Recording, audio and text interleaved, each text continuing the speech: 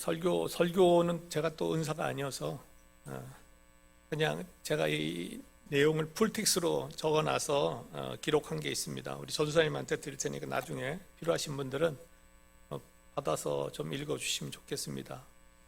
설교는 좀 짧게 하고 그 내용은 좀 깁니다. 네. 7절 말씀에 우리가 이 보배를 질그릇 안에 가지고 있나니라고 오늘 성경은 우리에게 말씀하고 있습니다.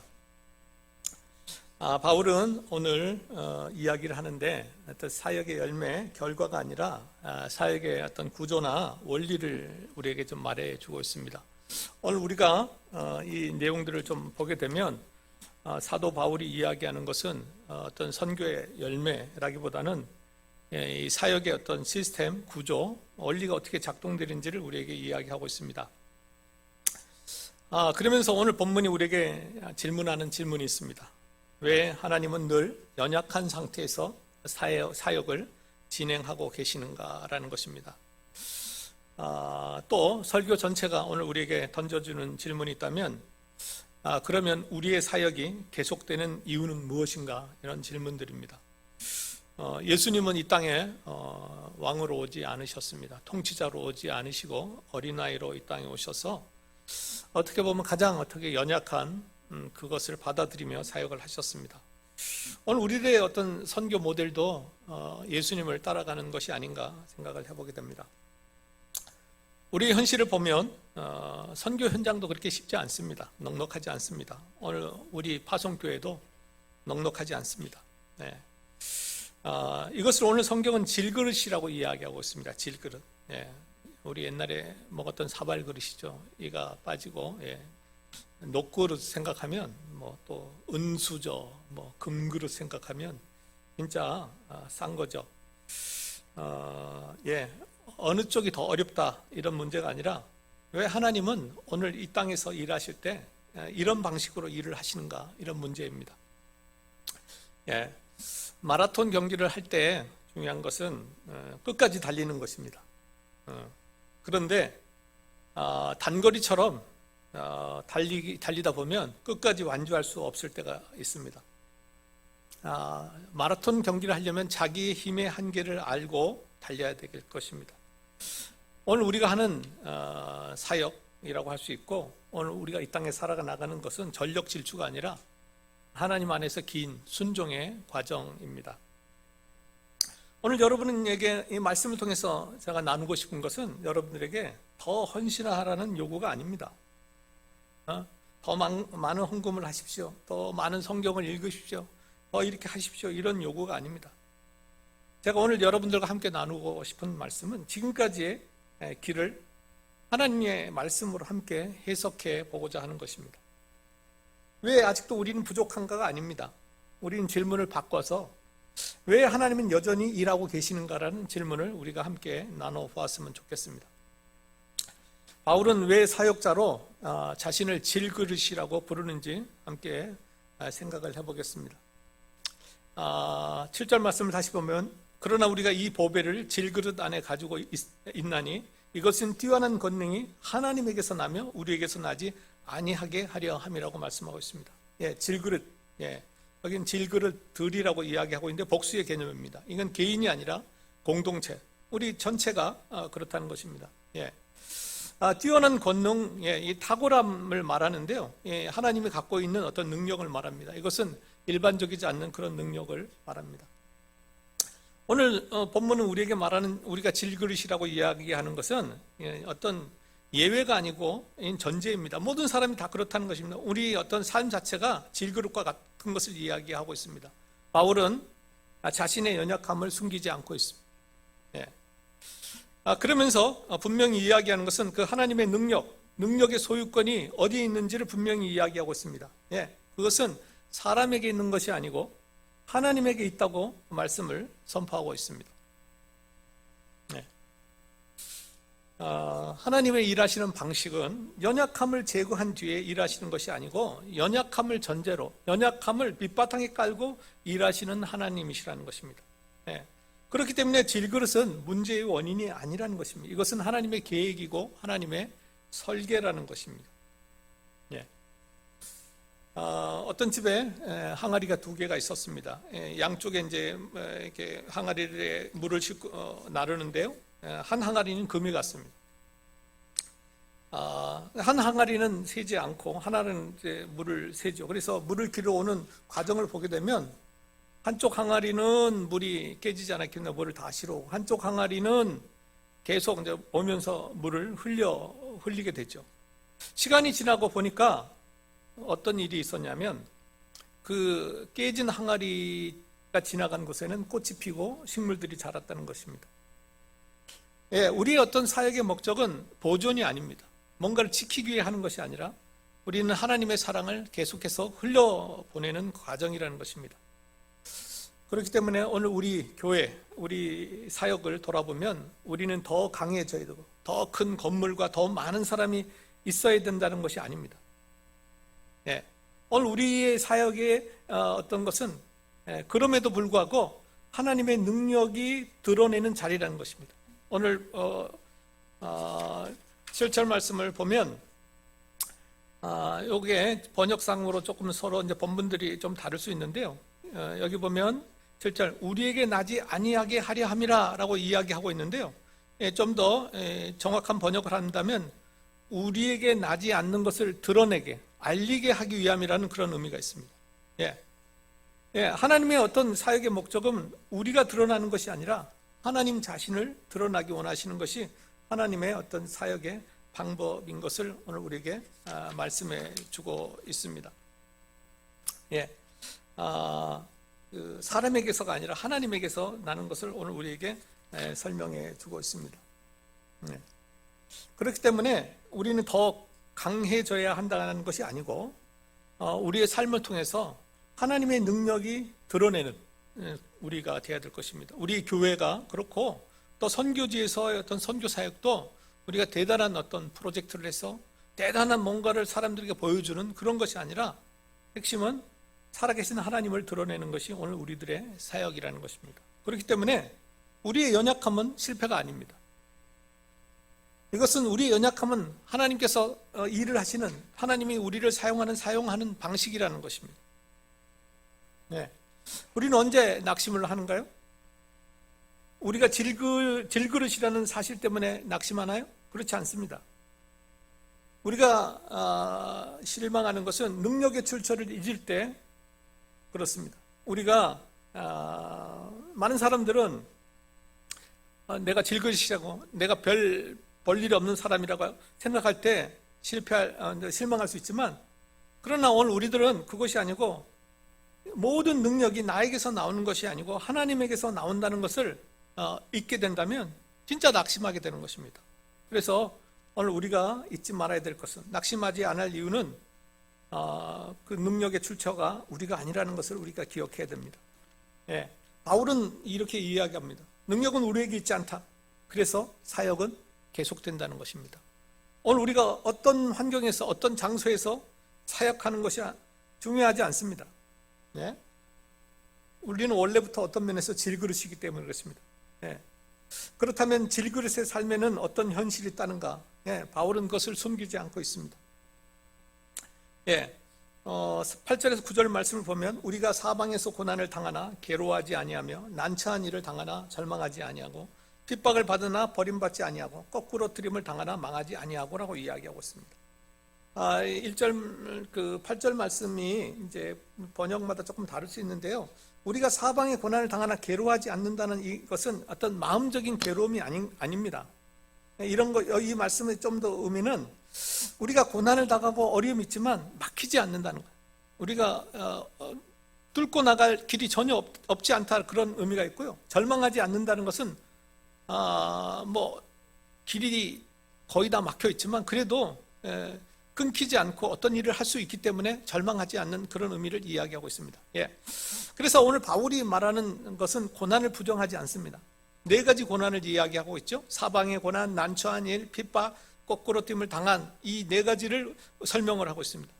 그러면서도 계속해서 이제 이야기하고 있습니다. 그러나 그 4가지 어떤 문제, 환경에 대해서 부정적인 결론을 이야기합니다. 그렇지만 막히지 않는다, 끝나지 않는다, 버림받지 않는다, 망하지 않는다. 사면초가이지만 길이 있다. 사막과 같은 망망함이 있지만 그러나 그것이 결코 끝이 아니다. 핍박이 있지만 외롭지 않다. 넘어지지만 망하지 않는다는 것을 오늘 본문은 우리에게 말하고 있습니다. 예, 바울은 고난의 존재를 부정하지 않고 인정합니다. 고난이 우리에게 있음을 이야기하고 있습니다. 그러면서 또한 고난의 주권은 고난이 우리의 삶의 주인이라는 것을 인정하지 않습니다. 부정하고 있습니다. 고난, 환경, 이것은 결코 우리의 주인이 될 수 없다는 것입니다. 예, 바울은 힘들지 않다고 말하지 않습니다. 힘들다고 이야기합니다. 오늘 우리들의 삶도 그렇습니다. 힘들 때 힘들다고 이야기하는 것은 문제가 되지 않습니다. 여러분, 힘들면 힘들다고 하나님 앞에 말하십시오. 그러나 바울이 말하는 것은 무엇입니까? 끝나지 않았다는 것입니다. 힘들지만 끝나지 않았다는 것입니다. 원하는 사역의 조건이지 사역의 결론이 아님을 우리에게 다시 말씀해 주고 있습니다. 배를 항해하다 보면 폭풍을 만나기도 되고 파도를 만나기도 되고 그렇습니다. 예, 폭풍은 바다에서 사라지지 않습니다. 그러나 멀리 보이는 등대는 꺼지지 않겠죠. 파도는 배를 흔들 수 있으나 그 배가 가고자 하는 등대가 보여주는 그 빛이 있기 때문에 방향을 잃지 않고 갈 수 있습니다. 하나님 우리의 삶에서 폭풍을 제거하지 않습니다. 그러나 우리가 길을 잃게 버려두는 분은 아닙니다. 멀리서 등대처럼 비치면서 우리가 갈 방향을 비춰주시는 분이 하나님이십니다. 예, 오늘 우리가 33년 선교를 하면서 처음보다 결코 나아지지 않았습니다. 선교의 여건과 환경은 그렇게 이렇게 좋아지지 않을 수 있었습니다. 반복되는 변수와 압박이 계속 있었습니다. 파송교회도 마찬가지입니다. 넉넉한 형편이 아니었습니다. 오래된 헌신은 오늘 우리에게 참 피로감을 주기도 합니다. 여러분 많이 힘드셨죠? 선교사님들이 올 때마다 이번에 좀 안 왔으면 좋았을 텐데 이런 피로감을 느끼는 겁니다. 정상입니다. 그러나 여러분 이것은 실패의 증거가 아닙니다. 피곤하다고 이것은 실패하고 망한 증거는 아닙니다. 이것은 우리가 질그릇으로 사발그릇으로 살기 때문에 정상적인 현실인 것입니다. 우리는 이것을 받아들여야 합니다. 여러분 우리는 언제 낙심합니까? 고난이 있어서가 아닙니다. 그 고난이 결론인 것처럼 느껴질 때 우리는 낙심하게 됩니다. 바울은 선언합니다. 고난을 우리를 누르지만 우리의 사역, 오늘 말씀처럼 우리가 밀고 나가는 그것을 막지는 못한다는 것입니다.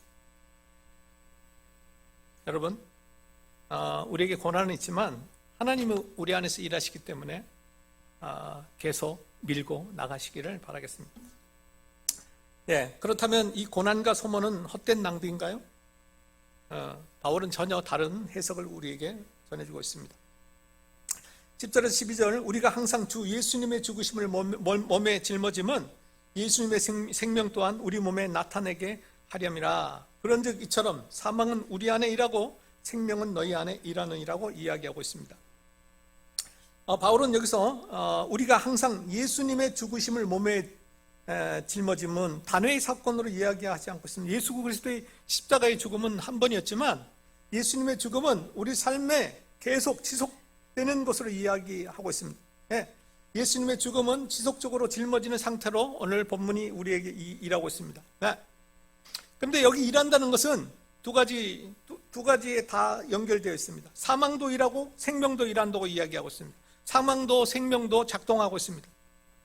그런데 재미있는 것은 우리 안에는 뭐가 있죠? 사망이 작동을 하고 있고 다른 이들 안에는 생명이 작동하고 있다고 성경은 오늘 이야기하고 있습니다.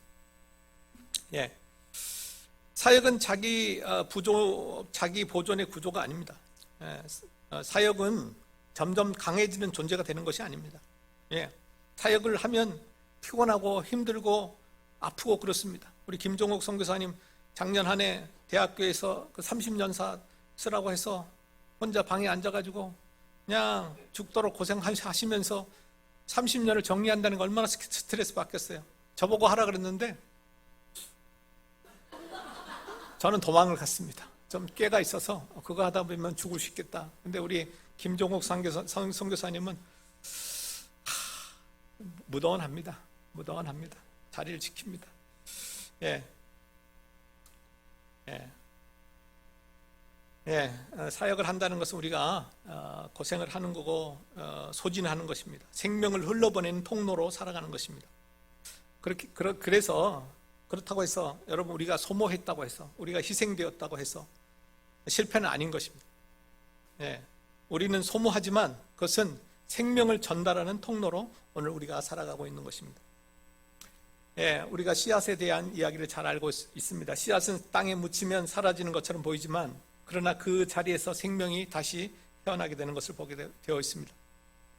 드러나지 않는 시간, 보이지 않는 시간, 사역이 멈춘 것처럼 하나님의 일이 진행되지 않는 것처럼 보일 수 있습니다. 그러나 그 시간은 하나님이 무언가를 또 준비하는 시간입니다. 새로운 생명을 키우는 그런 시간이라는 것을 오늘 우리에게 말씀해 주고 있습니다. 예. 우리 교회도 마찬가지고 사역의 현장에도 그렇습니다. 우리가 신앙생활을 시작하지만 주님의 부르심에서 신앙생활을 끝까지 잘하는 사람이 있는가 하면 그 끝까지 자리를 지키지 못하는 사람들도 있습니다. 또 사역자로 부름을 받아서 전도사로 목회자로 꾸준히 해서 성장하는 사람이 있는가 하면 또 그러지 못하는 사람들이 있습니다. 이런 것을 볼 때 실망이 될 수도 있습니다. 그 실패한 사람들, 사역 현장에서 떨어져 나간 그 사람들의 이름, 명단을 볼 때 우리는 이것을 실패라고, 실패자의 명단이라고 말하고 싶지 않습니다. 그것은 어떻게 보면 우리가 모두 질그릇이기 때문에 갖는 현실, 우리의 연약함을 이야기한다고 생각이 되어집니다. 그러나 그런 어떤 연약한 구조 속에서도 믿음의 사역자들이 세워지고 있습니다. 킹기스 바타르 목사님, 가끔 볼 때마다 화가 날 때가 있고 막 그럴 때가 있어요. 페이스북에 올라오는 사진 이런 거 보면 이 목사가 맞나 싶을 때도 있고. 그런데 하나님은 그 사람을 변화시켜 나가는 과정, 변화. 그러니까 한 사건을 보면 진짜 내가 같이 동역 못 하겠는데 어제보다 오늘이 낫고 오늘보다 내일이 나을 거라는 기대가 있기 때문에 참고 있습니다. 또 어떤 사람들은 기대하지 않았는데 엄청 성숙해 가는 것을 볼 때가 있습니다. 미가 목사 이번에 한국 와서 이렇게 돌아가서 이렇게 간증하고 하는 것을 보면서 제일 기대 안 했는데 또 제일 이렇게 믿음이 성장해 나가는 것을 또 보게 되었습니다. 예, 믿음의 사역자들이 세워지고 있고 교회와 복음의 사역이 계속되고 있습니다. 예, 하나님은 한 사람의 어떤 꾸준함이나 지속성 위에 사역을 세우고 있는 건 같지 않습니다. 꼭 헌신하고 충성된 그 한 사람이 아니라 하나님이 일하시는 방법은 좀 다른 것 같습니다. 네. 우리는 무엇을 보고 사역을 평가할 수 있겠습니까? 누가 끝까지 남았는가가 아니고 여전히 하나님의 생명이 흘러가는가가 중요한 것 같습니다. 예. 우리가 어떤 결과, 이것이 아니라 하나님이 계속 일하시는 어떤 그 생명이 흘러가는 그것을 보고 하나님의 사역을 우리는 봐야 될 것입니다. 바울의 관점은 무엇입니까? 사망은 우리 안에서 일했지만 우리는 쇠하여졌지만 생명은 멈추지 않고 사람들 안에서 자라고 있다고 이야기하고 있습니다. 우리는 후패해져서 저도 지금 이번에 이제 나온 게 이제 봄에 되면 덴진명가 거기 좀 지금 우리 출판사 창고로 쓰고 있는데 그걸 예배당으로 좀 수리를 좀 하려고 이렇게 하고 있습니다. 근데 팔이 아프니까 일을 못 하겠잖아요. 또 부산 반성교회에서 1,000만 원도 헌금해서 보내왔어요. 그러니 돈도 보냈는데 일을 안 할 수도 없고, 그래서 이거 빨리 가서 팔을 좀 이렇게 좀 해야지 해서 계속 치료를 받고 있는데 엄청 아프더라고요. 막 팔을 갖다 찢는 것 같고 그 다음에 또 기계로 하는데 한 달 안에 내가 하고 가야 된다니까 좀 엄청 고통스럽더라고요. 그래도 하는 데까지 하고 또 몽골 가서 또 해야 되지 않나 싶습니다. 우린 이런 소모의 고난의 구조 속에서 바울처럼 낙심하지 않을 수 있을까요? 4장 16절에 바울은 이런 까닭에 우리가 낙심하지 아니하노니 우리의 겉사람은 썩어 없어져도 속사람은 날마다 새로워지는도다라고 말씀하고 있습니다. 이런 까닭, 앞에 많은 모든 내용들이죠. 모든 설명의 결론입니다. 우리는 질그릇이, 우리는 고난의 한계, 어떤 고난 속에 있다는 것을 이야기하고 있고, 그리고 우리는 결론을 만들지 못하는 존재들입니다. 그리고 사망과 생명의 구제, 우리는 희생하고 죽으나 너희 몽골 사람들은 생명을 얻는다는 이 원리입니다. 우리가 낙심하지 않는 것은 우리의 감정을 조절을 하기 때문이 아닙니다. 이것은 하나님의 말씀에 근거해서 나오는 결론입니다. 바울은 우리의 겉사람은 썩어져 없어진다, 후패한다고 이야기하고 있습니다. 우리는 시간과 환경, 어떤 피로의 영향을 받을 수밖에 없습니다. 그러나 우리의 속사람은 오늘 뭐라고 이야기하고 있습니다. 속사람은 날마다 새로워진다고 이야기하고 있습니다. 날마다 새로워진다. 근데 이것은요, 인간의 의지로 되는 것이 아닙니다. 인간의 의지로 우리가 새로워질 수 있을까요? 인간 참 변하지 않습니다. 그런데 하나님이 역사하시면, 하나님이 일하시면 변하는 것을 보게 됩니다. 바울은 겉사람은 괜찮아졌다고 말하지 않습니다. 건강해졌다고 이야기하지 않습니다. 힘이 넘친다고 이야기하지 않습니다.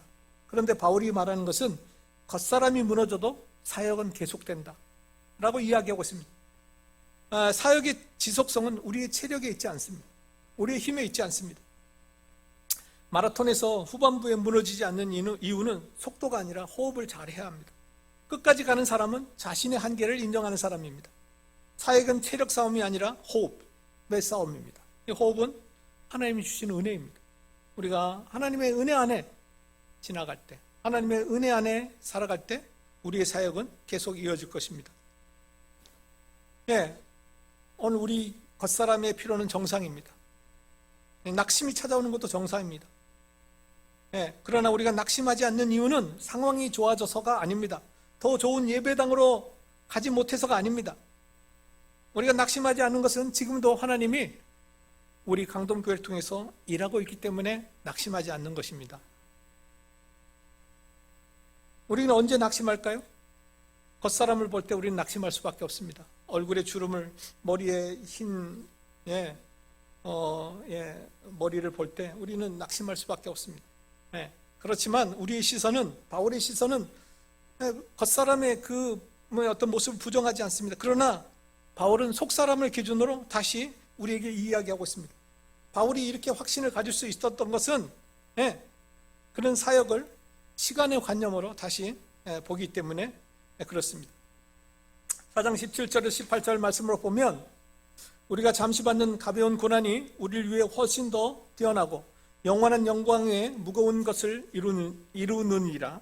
우리는 보이는 것들을 바라보지 아니하고 보이지 아니하는 것들을 바라보나니 보이는 것들은 잠깐 있을 것이나 보이지 아니하는 것들은 영원하니라고 이야기하고 있습니다. 바울은 여기서 몇 가지를 대비하고 있습니다. 잠시, 잠깐, 영원. 그 다음에 가벼운 것, 또 무거운 것, 보이는 것, 보이지 않는 것, 현재, 잠깐과 하나님의 결과, 영혼을 비교하고 있습니다. 오늘 여기 우리가 잠시 받는 가벼운 고난, 바울이 말하는 이 가벼운 고난은 결코 가벼운 고난이 아닙니다. 여러분의 삶의 무게가 얼마나 큽니까? 요즘은 은퇴도 못하고 70, 80 일해야 되잖아요. 그러니까 우리의 삶이 결코 가볍지 않는데 바울은 우리의 고난을 가볍다고 지금 이야기하고 있는데요, 그것은 고난이 축소되었다는 의미가 아닙니다. 이것은 그가 지금 비교의 기준이 바뀌었기 때문에 그렇습니다. 비교의 기준이 영원한 천국과 영원한 삶을 기준으로 볼 때 오늘 우리가 당하는 그 무거운 고난들이 우리 현실에는 아주 클 수 있지만 그것을 가볍다고 지금 바울은 이야기하고 있습니다. 비교의 기준이 바뀌었기 때문에 고난이 축소되지는 않았지만 가볍다고 이야기하고 있는 것입니다. 고난이 작아진 것이 아니라 영원히 더 커진 것을 말하고 있습니다. 사역의 의미는 지금의 크기가 아니라 하나님이 준비하신 결과에 의해 결정되는 것입니다. 여러분, 오늘 우리의 사역은 조그만 교회일 수 있고 또 몽골에서 조그마한 사역일 수 있습니다. 그러나 우리의 사역의 열매로 어떤 하나님이 알 수 없는 위대한 열매들을 맺을 수 있는지 알 수가 없습니다. 예. 하나님께서는 우리의 사역을 통해서 우리가 알 수 없는 놀라운 일들을 계획하고 있다는 것입니다. 중간고사 성적으로 우리는 그 사람의 인생을 평가할 수 없습니다. 예. 대학을 졸업하고 좋은 성적으로 졸업했다고 인생을 성공하는 것도 아니고요. 대학을 졸업하고 별로 좋은 성적이 아니고 또 대학을 중간에 그만둔다고 해서 또 큰 문제가 있는 것도 아닙니다. 예. 지나고 나고 보면 별 문제가 아닐 수 있습니다. 그렇기 때문에 오늘 우리가 생각을 해볼 것은 과정은 지나가고 결과가 남을 것입니다. 우리가 천국에서 하나님과 함께하는 그 놀라운 일들이 우리 삶에 있을 것입니다. 그러나 하나님은 우리의 삶의 과정 순간에 함께 하신다는 것입니다. 그것이 참으로 놀라운 것입니다. 우리가 실패하거나 우리가 어떤 열매가 없거나 그런 것이 아니라 우리의 과정 가운데 하나님이 함께 하시며 또한 영원한 천국에서 우리와 함께 하신다는 것입니다. 선교는 단기 프로젝트가 아닙니다. 이것은 영원한 하나님의 역사와 계획 가운데 이루어 나가는 일들인 것입니다. 지금의 지연, 부족, 어려움이 우리의 사역의 실패를 이야기하지 않습니다. 하나님의 시간 속에 하나님이 일하고 계신 것입니다. 보이는 것을 우리는 판단할 수 없습니다. 우리는 무엇을 보고 낙심합니까? 지금의 결과, 지금의 환경?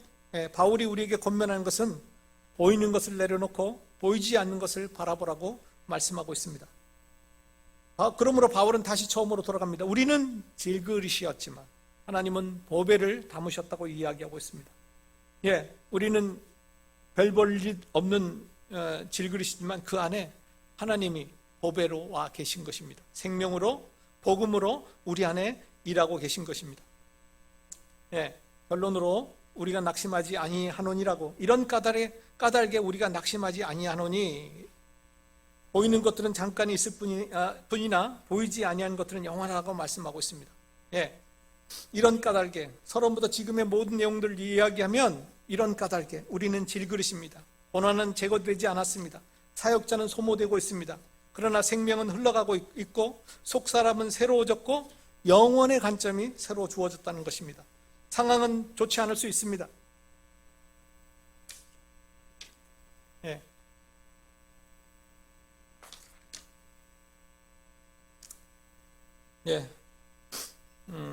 우리가 충분히 강해서 여기까지 온 것이 아닙니다. 그러나 하나님은 한 번도 일하기를 멈추지 않으셨습니다. 여러분들이 잘했다, 선교사가 잘했다, 아닙니다. 하나님이 신실하셨다는 것입니다. 결승선에 선 사람은 가장 빠른 사람이 아니라 끝까지 포기하지 않는 사람입니다.